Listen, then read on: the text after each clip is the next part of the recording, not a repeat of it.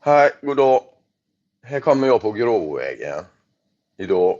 Och då kommer den här jäveln. Han körde av med en Epa-traktor i uppförsbacke, Heldraget, högerkurva. Det kommer ett par gånger. Det är inte världens bästa kvalitet, jag vet. Jag har inte planerat för den här dåren att komma. Gula skyltar, så han är hela dansk eller holländare. Ja.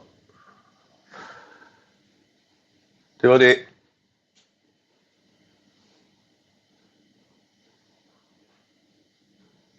Ja. Vad säger man? Ha det.